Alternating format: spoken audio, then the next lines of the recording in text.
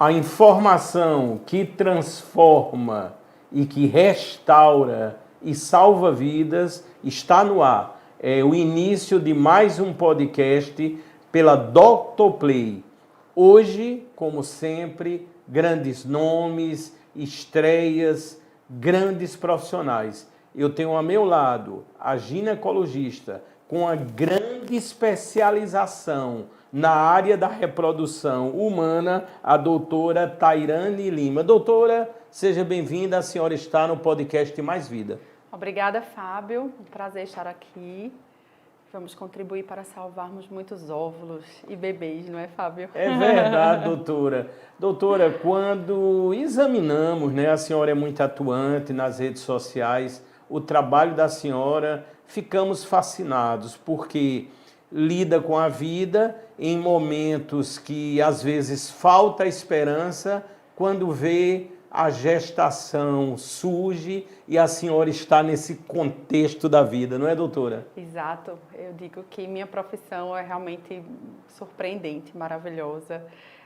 A gente vive numa montanha-russa de emoções, não é, Fábio? Então a gente acompanha também pacientes, obviamente, que não conseguem gestar, né, na primeira tentativa, na segunda de FIV, que a gente tem que ir adiante. Então há sempre esperança, a gente planta a esperança. E que é possível, sim, ter o bebê no colo. Né? Então, realmente, minha especialização é linda.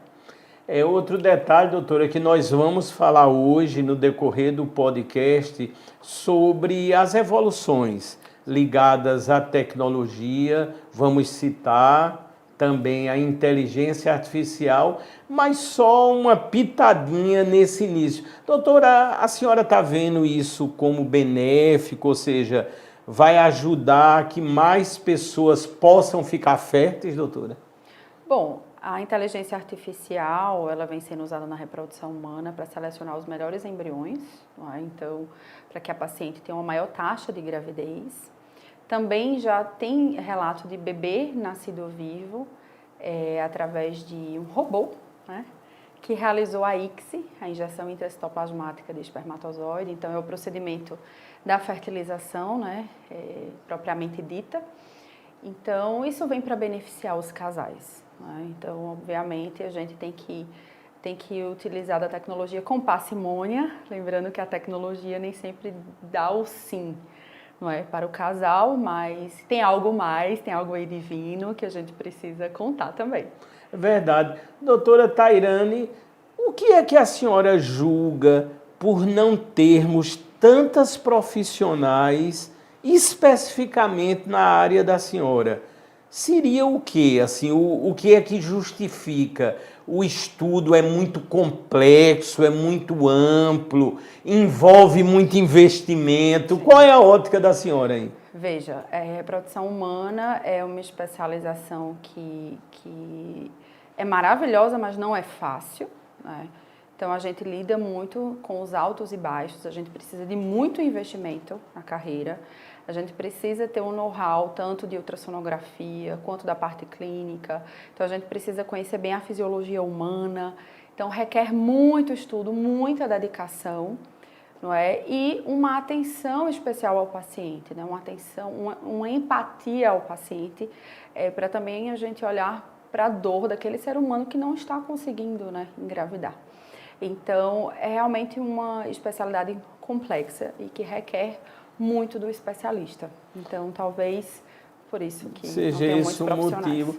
Aí, doutora, quando ainda no setor, no campo das curiosidades, quando a senhora estava cursando, né, medicina, são muitas ou são poucas as cadeiras ou os momentos que lidam propriamente com reprodução humana? Bom, eu não vi na faculdade, a gente vê, na verdade, a fisiologia humana, o ciclo menstrual, então a gente tem cadeiras de ginecologia e obstetrícia, mas da reprodução humana a gente escuta muito pouco, não é? E também na residência de ginecologia e obstetrícia, eu tive pouco acesso.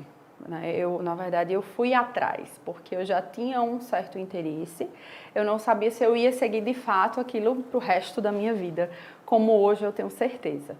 Mas eu queria conhecer, eu tinha curiosidade, então muitas vezes a gente tem que ir atrás, isso não vai ser apresentado a você, né?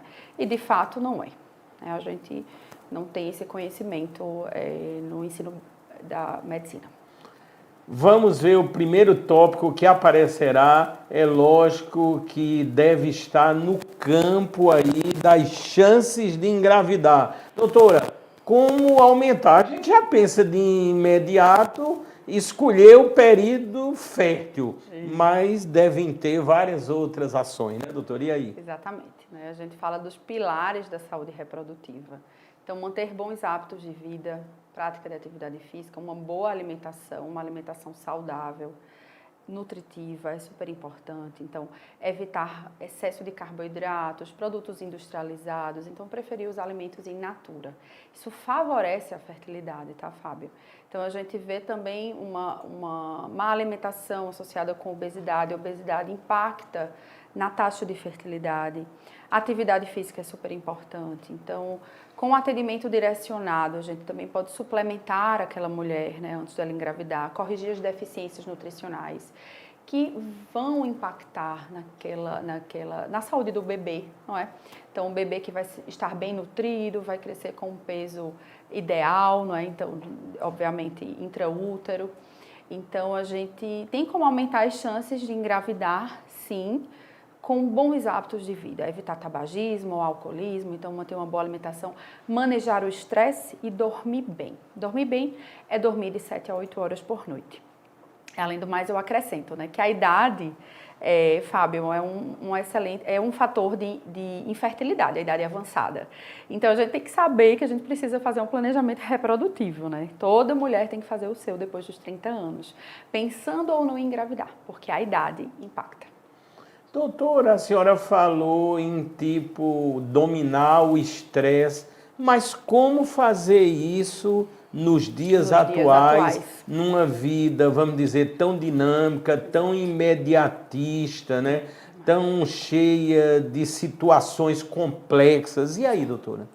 Fábio, é realmente muito difícil. Então, um casal que está tentando engravidar, ele luta contra a ansiedade, né, a todo momento. Então, é importante um apoio psicológico, o apoio do seu médico, acupuntura, não é? Yoga, meditação, oração. Então, você manter a sua espiritualidade, né, a sua fé, tudo isso é importante. E manejar o seu tempo. Então, por exemplo, eu vou falar do ponto de vista prático do que eu estou fazendo. Então, depois de 7h30 da noite, eu estou evitando ver no Instagram. Eu não vejo mais. Porque aí eu não consigo estar no Instagram e em casa com meu filho ao mesmo tempo. Então, eu tenho limitado o meu acesso às redes sociais para que eu possa realmente estar mais presente. E é isso, Fábio, a gente precisa estar mais presente. Eu vejo muita ansiedade por parte dos casais, eu entendo, não é, essa ansiedade, mas a gente tem que saber que a jornada vai passar. E se a gente não está no momento presente, ela passa rápido e a gente vê, nossa, passou mais rápido do que eu imaginava. Então, a gente tem essas estratégias para controle de ansiedade. Doutora, eu conheço, já estive, obviamente, com a senhora é uma grande amiga, sei que é uma grande profissional. A senhora tem uma filha, um filho? Um filho. Benjamin, filho. 1 ano e 4 meses. 1 ano e 4 meses, o Benjamin. Doutora, eu quando olho para a senhora, acho que a senhora vai ter mais uns 3 ou 4. E aí, doutora? Porque a senhora tem todo o mecanismo aí do nascimento aí da vida, Fábio, né? você acredita que eu estava refletindo essa semana? No momento, eu pensei em 3 filhos. Não é? Mas essa minha vida é muito corrida, porque eu fico entre Campina, entre João Pessoa e em Recife. Em Recife eu vou a cada 15 dias para realizar transferências embrionárias dos casais que congelaram, né, esses embriões há um tempo. Então, minha vida tem sido muito corrida. Né? E mãe, você quer dar atenção ao seu filho, então assim, eu tenho pensado só em 2. Só que aí eu conversei com meu marido recentemente, amor, o que é que tu acha da gente congelar embrião? Porque vai que, né? Depois dos 40, 45... As mulheres, elas estão engravidando aos 50, 55 anos, Fábio. Então, a ideia de jovialidade tem mudado. Lógico, né? lógico. Tem mudado e as mulheres querem engravidar mais tarde. Então, eu propus isso para o meu esposo essa semana e vamos ver no que Doutora, acontece. Eu acho que a senhora deve congelar embriões e até dentro da profissão que a senhora exerce. Veja que bacana. Preserva a minha Não fertilidade, se eu doutora, mudar de quando ideia. for a uma certa idade, aí de repente a senhora exercendo a profissão com essa excelência e ainda dizendo, olha, aqui está a partir dos embriões que foram preservados uma nova vida. Vai ser sensacional, né, doutora? Eu sou de uma família de 3, né, irmãos. Então, eu sou a mais velha, tenho meu irmão, minha irmã. E, assim, eu gosto muito desse formato de família. É importante a mulher saber quantos filhos ela quer ter, tá, Fábio? Porque daí ela vai precisar liberar para engravidar mais cedo. Entendi. Então, as mulheres estão postergando a maternidade, mas esquecendo que os óvulos envelhecem, que a gente perde quantidade e qualidade de óvulos e com isso aumenta a chance, né, de infertilidade, de aborto e também de alterações genéticas nesses embriões. Sensacional. Vamos ver agora no próximo tópico, doutora, a gente vai falar mais precisamente do parto, né? No caso do parto e dos cuidados no pré-natal e a reprodução assistida. Esses cuidados, eles hoje, vamos dizer, eles têm sido ampliados, as mulheres, os casais estão atentos a essas necessidades. Como é que a senhora vê? Então, é muito importante, né? A gente sempre faz uma avaliação pré-concepcional nas consultas de reprodução humana, né? Então, a gente, como eu falei, corrige as deficiências, orienta aquela mulher, se a gente identificar hipertensão, diabetes, a gente vai tratar previamente a gravidez e isso faz toda a diferença, Fábio. Então, a gente consegue identificar riscos para essa mulher apresentar pré-eclâmpsia, que é uma desordem hipertensiva na gravidez, que pode ser extremamente grave, diabetes gestacional, né, e suas complicações fetais, parto prematuro, aumento do risco de cesárea. Então, como as mulheres na reprodução humana, têm uma idade mais avançada, elas apresentam maiores riscos de apresentar pré-eclâmpsia, diabetes gestacional, parto prematuro, prematuridade, né? E aí a gente conversa sobre também evitar transferir muitos embriões. Transferir apenas um embrião. Entendi. Porque uma gestação única envolve menos riscos. Ô, doutora, já que eu citei assim parto normal, a gente só escuta mais falar, lógico, nas cesarianas, né? Exato. Isso é o quê? É uma cultura? O que é que a senhora vê? É porque ali já é mais fácil, o médico já prefere. Nos outros países também é assim, doutora? Como é que funciona? Não, nos outros países a via de parto preferencial é o parto vaginal, o parto normal. No Brasil, infelizmente, pela assistência, não é, pública, que a gente não consegue, os médicos e toda a equipe não consegue realmente assistir aquela mulher no trabalho de parto, durante o trabalho de parto, e assim poder identificar, né, algum risco ali para aquele bebê, para aquela mãe, optamos, né, pela cesariana. Então, no Brasil, a taxa de cesariana é muito alta, então no particular pode chegar a 80%, né? Então, nos serviços de plano de saúde, essa taxa é bastante alta, né? Mas eu tenho acompanhado as minhas pacientes, então elas sempre, quando o bebê nasce, me mandam foto, me dão notícias. Então, eu digo, Fábio, que tem sido assim, 60% parto cesariana, 40% parto normal. Minhas pacientes têm, sim, pós-fertilização in vitro. As que querem parir normal, elas são bem assistidas, não é? Mas precisa ter uma equipe que assista essas mulheres, não é? Então, muitas vezes no SUS a gente não consegue ter essa assistência. Por isso, no Brasil, a taxa de cesariana é muito alta, né? Ô, doutora, quando a senhora entra num procedimento desse, né, de fertilização, os vários métodos, a senhora acompanha, no caso, o casal e a mulher ali até a hora mesmo do nascimento, por exemplo, no ato do nascimento a senhora vai estar lá? Como é que funciona?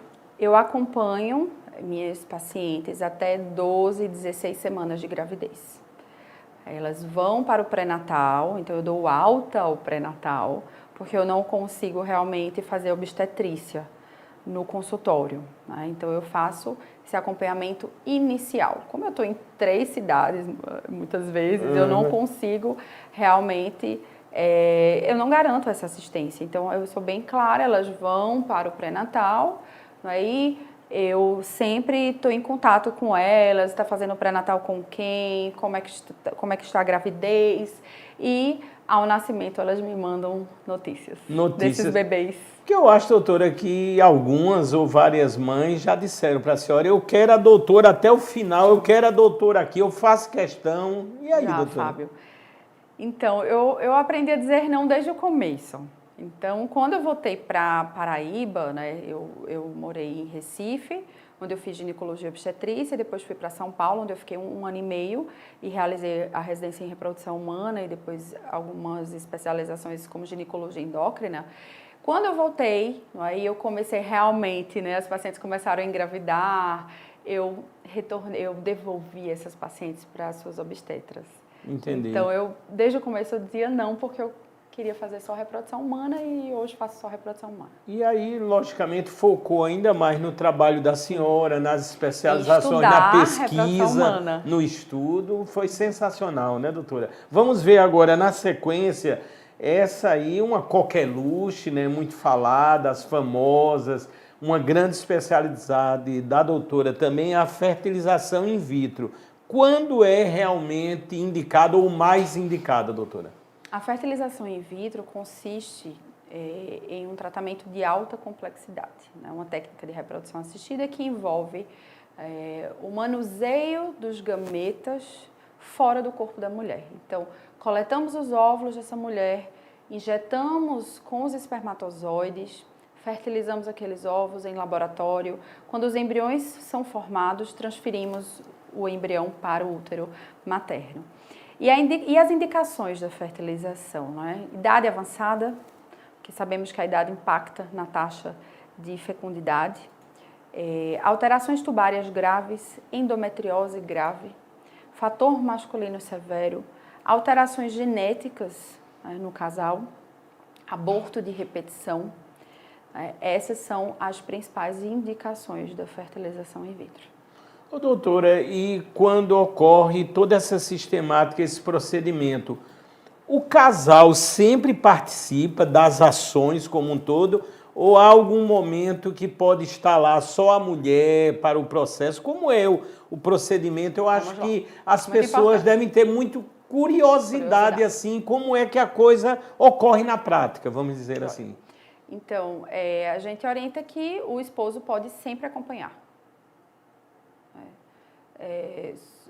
a mulher nas consultas, tá? As consultas envolvem geralmente uma ultrassonografia transvaginal para a gente acompanhar o crescimento e o desenvolvimento dos folículos ovarianos. Então, nos ovários existem estruturas chamadas de folículos. Essas estruturas guardam os óvulos. Cada folículo contém um óvulo. E a nossa expectativa é que esses folículos cresçam, tá? A ponto de ter um tamanho de quase 2 centímetros para a gente fazer a coleta desses óvulos.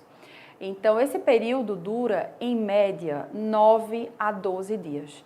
Durante todas essas consultas, o esposo pode acompanhar, tá?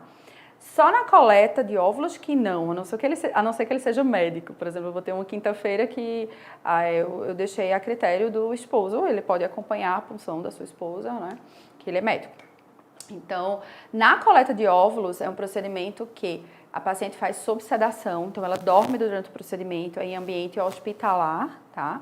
É um procedimento rápido, 15 a 20 minutos, e após o procedimento, a paciente já vai para a sala de recuperação e após a sala de recuperação, ela vai para um quarto em que o seu esposo estará lá.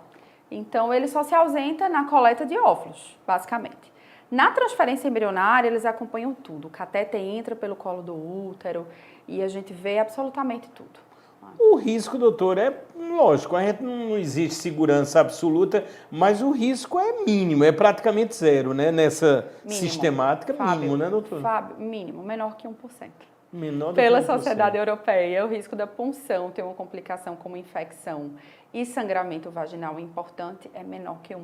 Então, é muito seguro, é bem tranquilo. As injeções, né, Fábio, que as pacientes têm muito medo dos efeitos colaterais, eu vou engordar, o que é que vai acontecer? Bom, as pacientes podem ter sintomas de TPM, então, náusea, dor de cabeça, sensibilidade mamária, desconforto pélvico, então elas vão se sentir mais inchadas, podem ter um ganho aí de 2 quilos, em média, pela retenção hídrica, mas esses efeitos são bem tolerados. Bem tolerado. Ou seja, doutora, é um risco mínimo, mas um custo máximo, né, doutora? É um pouco caro, né, doutora? É E aí o realmente SUS nem imaginar, né, doutora? O SUS, ele apenas em alguns estados, só existem 9 clínicas, 9 hospitais, né, pelo SUS que oferecem o tratamento de fertilização in vitro. E tem critérios bem rigorosos, idade, então os pacientes precisam ser jovens. Mas no Brasil existem quase 200 clínicas de reprodução humana privadas. É um tratamento, obviamente, dispendioso, porque tem uma tecnologia realmente bem avançada e, portanto, o custo é alto. A gente muitas vezes depende do material importado, então o dólar sobe, só sobe, né, Fábio? É verdade. Ô, doutora, quando o casal vai, lógico, tudo está atrelado também ao financeiro. Eu sei que para a saúde, para a vida, não se tem dimensão, Exato. né? A pessoa tem que fazer todos os esforços necessários. Mas a senhora dá uma projeção do que a pessoa pode gastar, porque tem as tentativas que podem não surtir êxito inicialmente, né, doutora? Exatamente. Então, os principais fatores de sucesso da fertilização são idade da mulher e quantidade de óvulos coletados. Então, com isso, a gente pode ter embriões excedentes. Então, 2, 3, 4 embriões que são congelados. E essa paciente, em uma primeira tentativa, se ela não consegue gestar, nós temos a segunda tentativa, a terceira tentativa. E o custo total não será o mesmo, será apenas, obviamente, restrito às tentativas de transferência embrionária, tá? Então, no caso de pacientes que não tiveram embriões excedentes, aí realmente o custo compreende um novo ciclo de fertilização.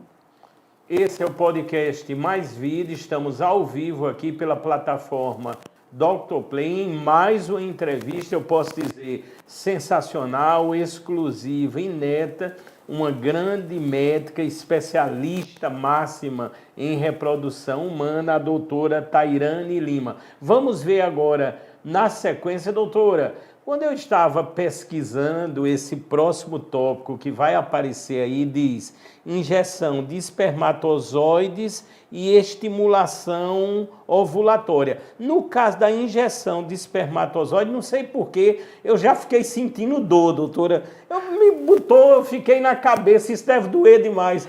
Doutora, e o conceito aí, como é que funciona?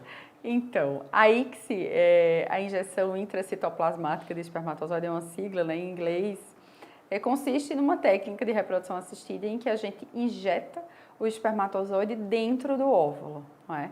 Então, diferente da fertilização in vitro convencional, que seria deixar os espermatozoides com o óvulo e um deles vai realmente fertilizar aquele óvulo. Mas como essa FIV convencional pode falhar, é nossa rotina realizar a ICSI. Então, quando dói, não é para o homem, Fábio? Quando o homem tem, né, um fator masculino severo, uma zoospermia, ou ele realizou vasectomia, e a gente precisa extrair esses espermatozoides diretamente dos testículos ou do epidídimo. Então, nesse caso, a gente precisa do apoio do andrologista, que é um urologista especializado nessa parte reprodutiva masculina, que ele vai fazer uma mini cirurgia, realmente vai abrir o testículo daquele homem e extrair os espermatozoides diretamente de lá. Mas esse homem estará sedado, não é, com anestesia local e o pós-operatório geralmente é bem sucedido. Doutora, quer dizer, pensando em dor, não fui também tão distante, não. Eu pensei também na anestesia. Sim. Eu acho que alguns vão dizer até, eu quero geral anestesia, viu, doutora? Sim, sim. Mas habitualmente a local é tranquila, né? E local. E a estimulação ovulatória seria outro procedimento, doutora? É o procedimento feito na mulher. Então, é uma etapa super importante, não é? Que a paciente decide com o médico qual a medicação que ela vai utilizar, não é? Qual a gonadotrofina, que compreende os hormônios FSH e LH, que estimulam os ovários a produzir mais óvulos naquele ciclo. Então, essas gonadotrofinas são feitas de forma subcutânea, injetável, por um período médio de 9 a 12 dias. e a gente realiza um acompanhamento ultrassonográfico que compreende cerca de 3 a 4 ultrassonografias. Acompanhamos o crescimento desses folículos e quando eles estão no tamanho de 18 a 20 milímetros, marcamos a captação dos óvulos. Então, é uma etapa básica, tanto para coito programado, quanto para inseminação intrauterina, quanto para congelamento de óvulos e fertilização in vitro. Doutor, eu tenho entrevistado muitos médicos e tem, vamos dizer, um termo que está muito em voga agora, a medicina integrativa funcional. Eu queria ver como é que a senhora vê essa história, porque muitos médicos estão falando, e há relatos, muitos relatos, que se consegue praticamente tudo, inclusive altos graus de fertilidade, sem usar medicamentos. Ou seja, as pessoas na linha sempre dos suplementos e nutrientes e vitaminas. A senhora vê isso com bons olhos? Como é que isso está funcionando? Então, Fábio, eu gosto bastante dos suplementos, das vitaminas, e a gente tem relação de hipovitaminose D com infertilidade, com aumento do risco de pré-eclâmpsia e diabetes gestacional. Então, eu faço de rotina, por exemplo, a vitamina D para as minhas pacientes. Gosto bastante de antioxidantes como a coenzima Q10, N-acetilcisteína, ácido alfa-lipoico, tem também o ômega 3, que é anti-inflamatório, não é? Então, eu sou bem adepta, né? Mas a gente tem que respeitar também, então os extremos eu também não sou muito adepta, não é? De que resolve tudo. Não resolve tudo. Então, e se a gente estiver falando de infertilidade, qual é a causa daquela infertilidade? Suplementos não vai resolver tudo, né? Então, isso é muito falado em relação à fertilidade masculina. Verdade. Suplementos resolvem, não é, as alterações no espermograma? Nem sempre. A alimentação também é a base de tudo, não é? Então, eu apoio muito a medicina em equipe, então, nutricionista, endocrinologista, urologista, psicóloga, então eu sou bem adepta da equipe multidisciplinar no cuidado ao paciente infértil. Verdade, sempre com muita cautela, né, sabedoria e dentro da ciência e do conhecimento, da né, das pesquisas, em evidências. Evidências. Ô doutor, e nessas fertilizações, nesses procedimentos, muitas vezes é aliado a medicamentos também, a senhora tem que receitar medicamentos? Sim. Então, se a gente estiver falando dos tratamentos de baixa complexidade, a gente pode utilizar um indutor oral, que eu utilizo habitualmente o letrozol, certo? Ele é um inibidor da aromatase, é uma medicação oral usada habitualmente 2 vezes ao dia por cerca de 5 dias. E aí a gente começa, quando essa paciente menstrua, ela inicia o uso e a gente realiza um acompanhamento ultrassonográfico para ela namorar em casa e tentar engravidar naquele ciclo. Entendi. Inseminação intrauterina, utilizamos mais injeções em doses mais baixas do que da fertilização in vitro. Na fertilização in vitro, utilizamos doses mais altas, porque o nosso objetivo é o desenvolvimento multifolicular. Então, quanto mais folículos, melhor, mais óvulos, maiores chances de gravidez. Doutora, mas são, às vezes, ou por vezes, alguns medicamentos tarja preta, desse tipo... São bem específicos, doutora? Então, se a paciente ela faz algum acompanhamento com psiquiatra, usa antidepressivos, então a gente deixa aos cuidados do psiquiatra essas medicações tarja preta. Atualmente não utilizamos. Não se utiliza, né, doutora? Utiliza. Ou seja, prescrito pela gente, né? Entendi. Ou seja, dentro da sistemática são medicamentos bem específicos, mas que não criariam uma dependência, né? Eu pensei nesse lado. Não, né, doutora? Não, nenhuma. Pronto. Vamos ver na sequência, nessa entrevista maravilhosa, estamos falando, além de tudo, de vida, de fertilidade e de reprodução. Doutor, aqui é o comentário, porque entram as celebridades, né? Muito comentado, o congelamento de óvulos, preservando a fertilidade. A senhora sempre cita exemplos nas redes sociais, são normais, celebridades, isso é importante também, que estão recorrendo a essa sistemática. Como é que a senhora está vendo? É muito caro recorrer se uma pessoa, vamos dizer assim, comum, que não seja YouTube nem celebridade, queira também congelar. E aí, doutora? Fábio, o congelamento de óvulos é a nova revolução feminina. A primeira foi o advento da pílula anticoncepcional, que a mulher pôde escolher quantos filhos ela pode ter, não é? Se menstrua ou não menstrua. E o congelamento de óvulos é uma técnica que permite a preservação da fertilidade da mulher. Então, tem muitas famosas realizando e acho ótimo que elas exponham para a mídia que realizam esse tratamento, porque a idade é um fator de infertilidade muito importante, Fábio. Então, se a mulher passou dos 30 anos, ela precisa avaliar a sua reserva ovariana, essa mulher quer engravidar, mesmo não querendo engravidar, ela tem essa dúvida e ela pode mudar de ideia. Então, o congelamento de óvulos permite que essa mulher tenha chances maiores de gravidez no futuro do que se ela envelhece sem esses óvulos guardados. As chances delas podem ser mínimas depois dos 40 anos para engravidar com os seus próprios óvulos.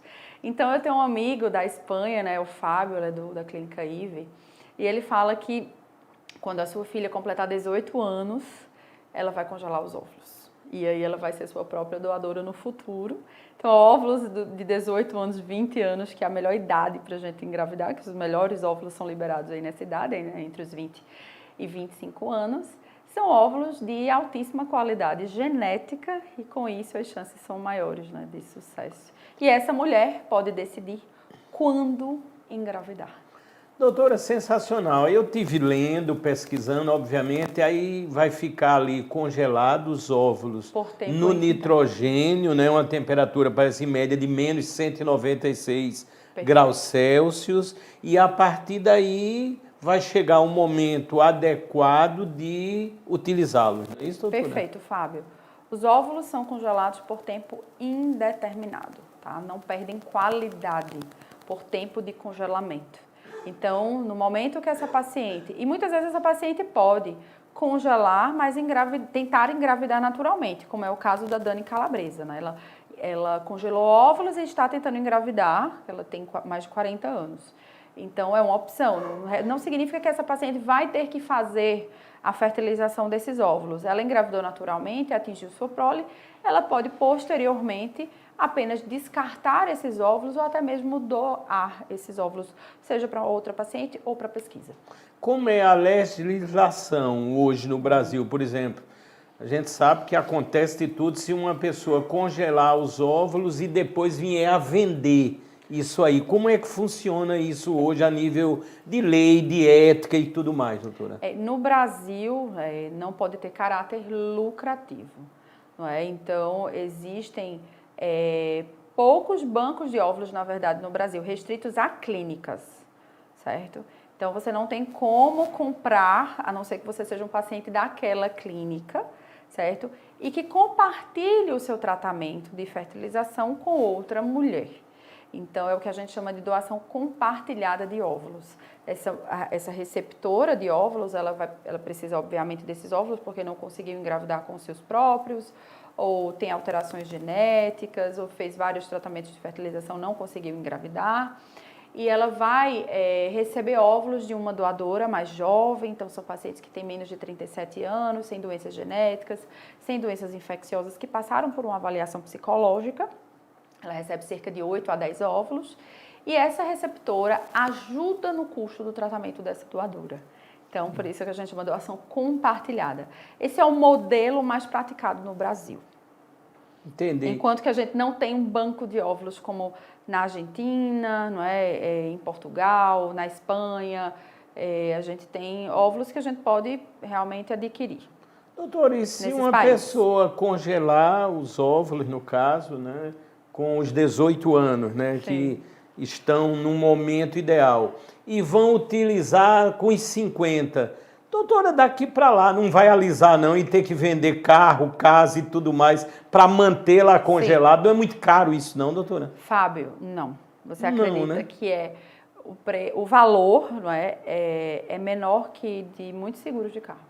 Não é, doutora? E o que eu vejo é que pacientes que até têm condições financeiras de custear o tratamento de congelamento de óvulos, elas não, algumas, né, que eu observei, que eu atendi, pensavam mais em viajar, mas aquela viagem, porque o custo de uma viagem internacional é bem alto. Lógico, Muitas vezes é o valor do congelamento de óvulos. Então, caro para quem, não é? Entendi. Então, precisa haver realmente um planejamento financeiro desse congelamento. Então, existem já financiadoras, que é a Families, financiadoras de tratamentos de reprodução humana, não é, que ajudam os casais tanto na FIV quanto em relação ao congelamento de óvulos. Interessante. Eu acho, doutora, que muitas pessoas talvez não utilizem, né, ou por não priorizar, ou até porque a informação não chegou, como essa que a senhora está dando. Sim. Porque a gente sempre pensa assim, uma coisa muito futurista, e a gente já pensa num valor, não vou nem tentar, porque o valor deve ser absurdo, né, doutora? Não, é mais baixo do que vários seguros de carro. Muito interessante. E na verdade é um seguro que a gente faz. É um seguro, né, doutora? É verdade, verdade. Se você precisar utilizar no futuro, você utiliza, mas você talvez nem queira utilizar. A gente não quer utilizar seguro de carro. Aí aqui na Paraíba nós temos local para esse congelamento? Nós temos esse local, é na GEARE, tá? A GEARE é uma clínica de fertilização que tem a sua sede em Recife, existe há mais de 20 anos e que abriu a sua filial aqui em João Pessoa. Que coisa A doutora boa. Madalena Caldas, a CEO da GEARE, ela muito comovida por todas as famílias que ela abraçou, as famílias paraibanas que ela abraçou em Recife. Então, foi isso que a motivou a abrir o laboratório de reprodução humana, de fertilização in vitro, em João Pessoa. Então, funciona no Eco Business, tá? Que fica no Miramar. Ah, doutora, sensacional. Já estive lá, inclusive, vou querer conhecer. É um local que você pode entrar, visualizar, ou tem que ficar por trás do vidro? Pode visualizar, né? Assim, depende da vestimenta, tem que trocar de roupa, não é? Para não contaminar o laboratório. Mas seria um prazer apresentar. Já estou escalado, viu, doutora? Que eu gosto de vivenciar essas coisas, até para nas próximas entrevistas irmos ainda mais profundo, né, em toda essa história, porque essa informação diferenciada que salva vidas, e a gente sabe. Salva óvulos. Não é? Salva óvulos, como a senhora sempre diz, e aqui na Dr. Play nós estamos de forma exclusiva levando essa informação com a médica que eu sempre caracterizo como espetacular. Vamos ver agora, na sequência, o que virá nessa conversa tão proveitosa, tão necessária. Doutora, se fala muito, né? Muitas pessoas atingidas, a endometriose, uma doença silenciosa e dolorosa. E vez por outra agora, quando observamos celebridades acometidas, aí o alerta se acende, não é, doutor? E aí? Exatamente. A endometriose é uma doença enigmática, não é? Que basicamente é definida como a presença do endométrio, que é o tecido que reveste o útero por dentro, fora do útero. Então, acomete as tubas uterinas, ovários, a parte posterior do útero, bexiga, intestino e até órgãos extrapélvicos, mas vamos nos restringir à pelve. Causa infertilidade porque esses focos geram uma inflamação crônica, não é? E com isso, o ambiente pélvico é um ambiente muito hostil para o desenvolvimento do embrião. Muitas vezes a tuba está acometida, então a tuba não consegue exercer a sua função primordial, que é de captar esse óvulo liberado pelo ovário. Com isso, dificulta o encontro do óvulo com o espermatozoide e a paciente apresenta infertilidade. A infertilidade está associada à endometriose, né? A gente fala que em 30% a 50% dos casos de pacientes com infertilidade, elas apresentam endometriose, e das pacientes que têm endometriose, 30% a 50% dos casos apresentam infertilidade. Então, são doenças que andam muito ligadas, não é? Então, a gente precisa falar da endometriose porque ela pode ser silenciosa, então a gente muitas vezes só descobre endometriose quando as pacientes tentam engravidar, porque 20% das pacientes podem ser assintomáticas. Mas quais são os sintomas principais? Dor na menstruação, então dores muitas vezes incapacitantes, que aquela mulher já sabe que não vai trabalhar, vai ficar em casa, então muitas vezes fazendo compressa, morna e tomando analgésico. Dores nas relações sexuais, geralmente é uma dispareunia em profundidade, Tá? Esses são os principais sintomas, mas também dor pélvica fora do ciclo menstrual, dor ao urinar, desconforto ao evacuar na menstruação. Então, são geralmente sintomas cíclicos, mas podem se estender para fora do ciclo menstrual.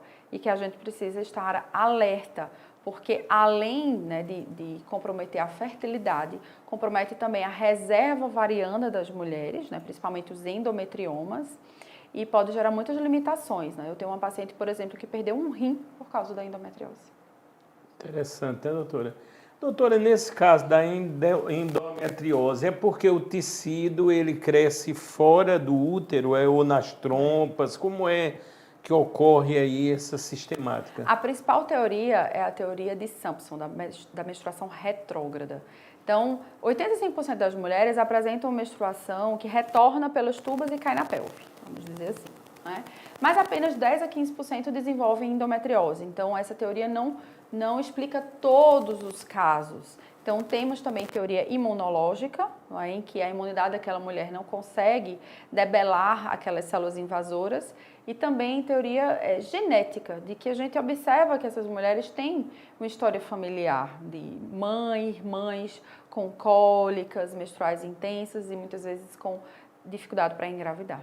Ou seja, sempre atenção aos exames, né, de rotina, os preventivos, isso é uma importância muito grande, né, doutora? É muito importante, Fábio, falar que o ginecologista muitas vezes não faz uma escuta ativa daquela paciente e não considera a sua dor. Então, ontem, por exemplo, eu atendi uma paciente que ela disse que a vida toda teve muita dor, desde a adolescência. Então, hoje ela está com 41 anos e tem endometriose e não consegue engravidar. Então, é importante a gente considerar a dor daquela mulher. Sentir dor não é normal. Então, ficar incapacitada na menstruação, de exercer suas atividades diárias, de trabalhar, de estudar, não é normal. Aí, doutora, no caso dessa paciente que a senhora citou, aí logo vai tratar, vamos dizer assim, a patologia para depois tentar a fertilização, seria assim? Então, o tratamento da endometriose, ele pode ser clínico ou cirúrgico, tá? Em relação à fertilização, a gente pode fazer um preparo desses ovários antes da estimulação ovariana, com o uso de uma progesterona, tá? Um progestágeno. Então, tem situações que a gente faz esse tratamento, mas a gravidez, né, é o melhor tratamento para endometriose, porque na gravidez a gente tem um estado, né, progestagênico, então a progesterona aumenta bastante durante a gravidez, tratando a endometriose, promovendo a atrofia dos focos da endometriose. Ou seja, a pessoa tem aí, além da vida, né, da concepção da vida, ficaria também livre dessas dores que Sim. são realmente, como a senhora acabou de dizer, às vezes terríveis, né, doutora? Sim, terríveis.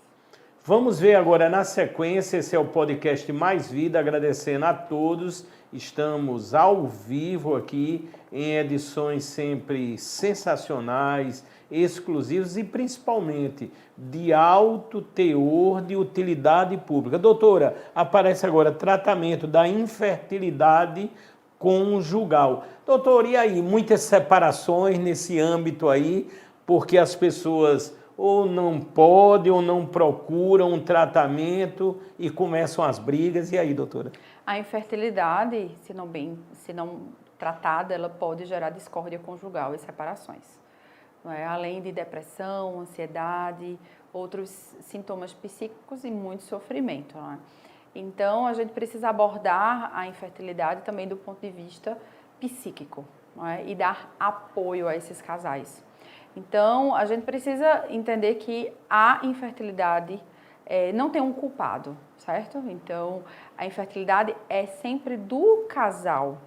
Né? E aí vamos falar um pouquinho das causas. Em 30% a 40% dos casos a gente tem as causas femininas, em 30% a 40% dos casos as causas masculinas apenas, em 10% dos casos ambos os fatores envolvidos, femininos e masculinos, e em 10% dos casos fatores desconhecidos, que se trata da infertilidade sem causa aparente.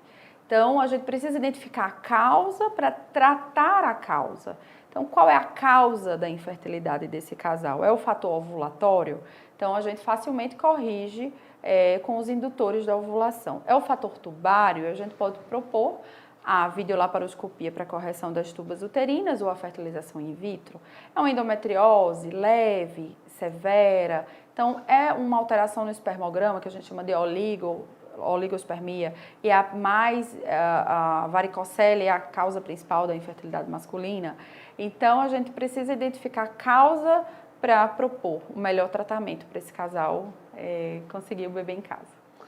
Doutora, tem muitos mitos, né? A internet é astronômica, né? Sim. Aí eu estava lendo que, por exemplo, o excesso da masturbação pode gerar no futuro um processo de infertilidade. E aí, doutora? Pode, não, sim. doutora? Por disfunção ejaculatória. Então, os homens, muitas vezes, aqueles que se masturbam com muita frequência, eles podem não conseguir ter relações sexuais, porque muitas vezes tem aí a pornografia também. Então, isso vai atrapalhar na relação daquele casal. E muitas vezes o homem projeta para aquela mulher, sua parceira, o que ele está vendo naqueles filmes de pornografia. Então, a gente já tem relação, né, de excesso de pornografia com distúrbio ejaculatório, ejaculação precoce.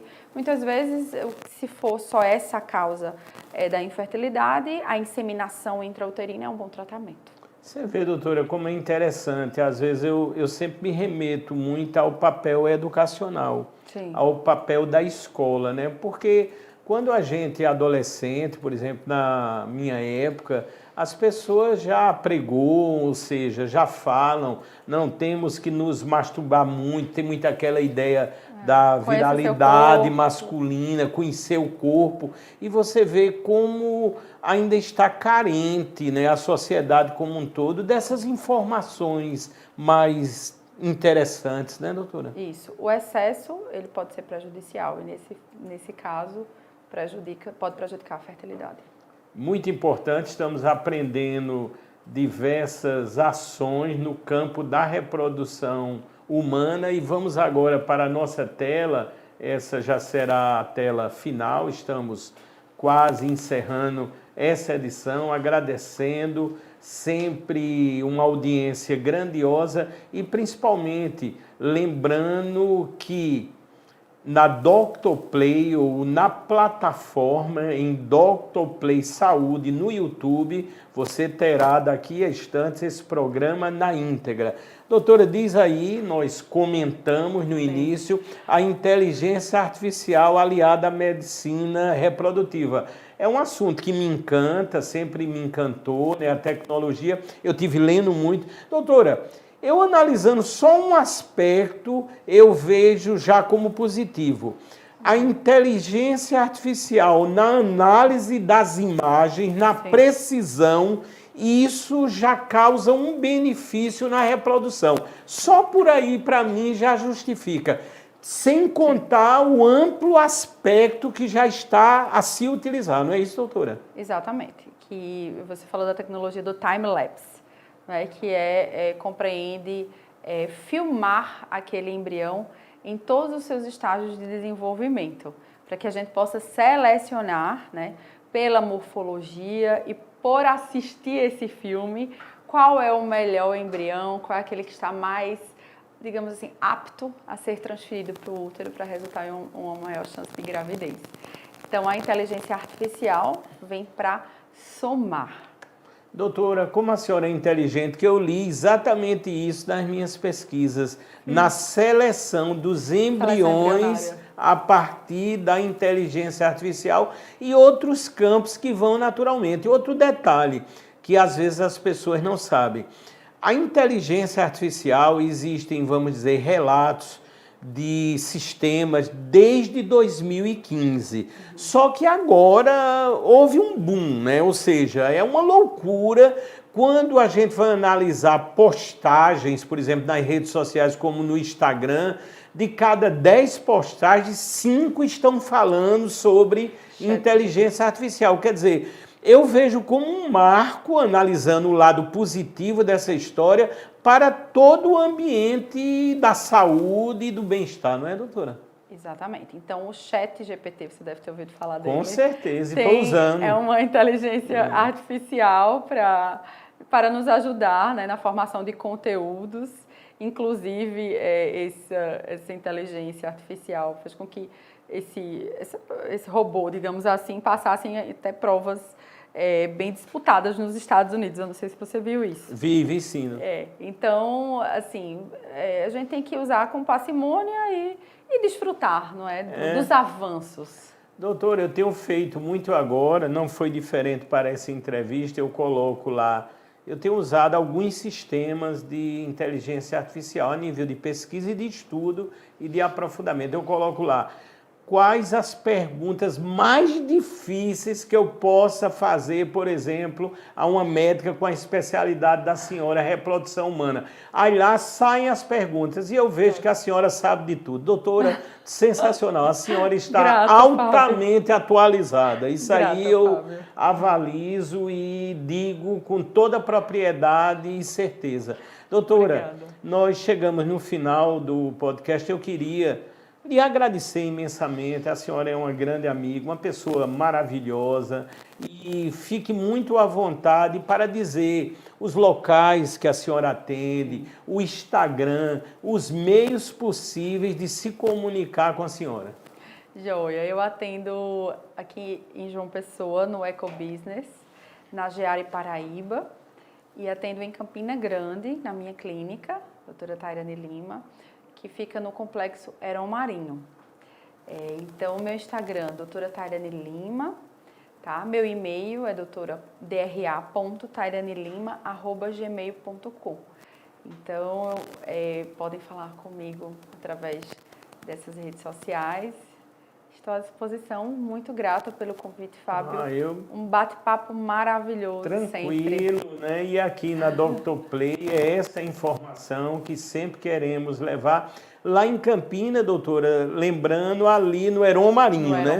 Que é sensacional, né? Para quem não conhece, logo na entrada ali de Campina Grande, e conheço, obviamente, as instalações de excelência, um local altamente apropriado, que você vai com toda tranquilidade, horário marcado. Aqui em João Pessoa é aonde, doutora? No Ecobusiness. No Ecobusiness. No Miramar. No Miramar, né? É lá na Geari, no caso. Na Geari, que fica no 11º andar, sala 1102. Pronto, já estive na Geari também, ou seja, são locais de excelência onde a pessoa vai com toda tranquilidade e principalmente vai estar diante de uma profissional desse calibre, dessa excelência e com certeza iremos preservar a vida e multiplicá-la, não é, doutora? Exatamente.